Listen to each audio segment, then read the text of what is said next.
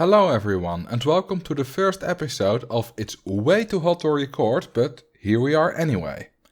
Yesterday we broke the national heat record in the Netherlands, and while where I live it's a few degrees cooler, it was and is still way too hot. Anyway, this video is the 5th scenario challenge, which I think is a catchier name than beating scenarios with restrictions, which is what I called it previously. Today we are going to beat Urban Park without buying any land and also without advertising. If you didn't know, Urban Park is a scenario where you start out with a tiny plot of land that is only 7 by 13 tiles large. The goal is to get at least 1000 guests and a park rating of at least 600 at the end of year 3. You can buy quite a bit of construction rights and land area for quite cheap, so you're not confined to this plot of land that's just over half the size of Marco Park. However, in this video we will not purchase any land or construction rights. To make it even more difficult, we are also not going to advertise, which means that we need to get the soft guest cap to over 1000. To illustrate how much this is for a park this small, you need 10 corkscrew coasters to reach that guest cap, or alternatively 23 merry-go-rounds.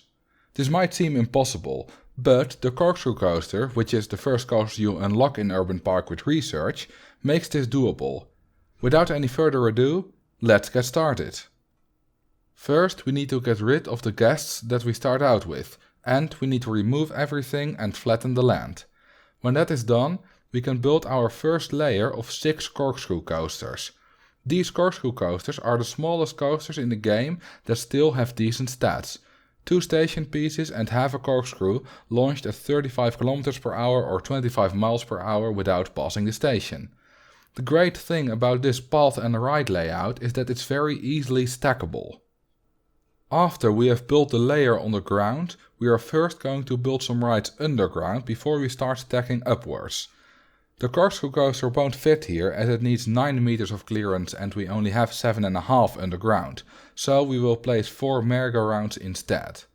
I forgot to connect one of the exits, but I didn't have any guests fall into the void because I also forgot to set the ride ticket prices for the merry-go-rounds to 0, so guests refused to pay them since they already paid for the entrance.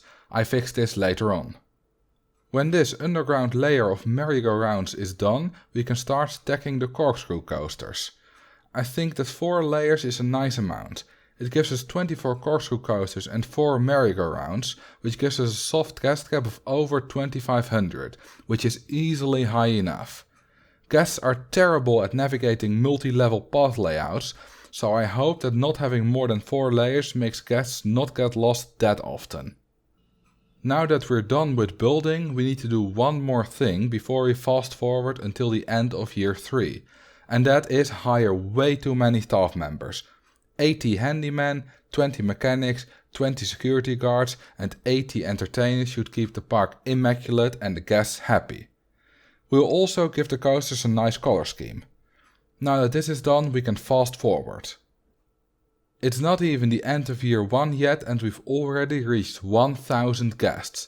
This means that not only did we get enough guests without buying land and advertising, we also did it in less than 1/3 of the allotted time. It's now almost the end of October year 3 and we have well over 1000 guests, so we're easily going to pass the goal. The only times that the rating dropped below 999 was whenever it rained and the guests refused to ride the coaster, so they all got stuck on the main path.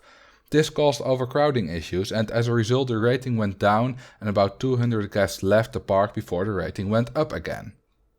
There we go. We've beaten Urban Park without purchasing any land and also without advertising.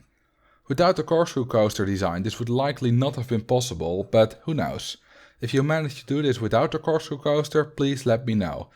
Also let me know in the comments what other scenario challenges you would like to see me do.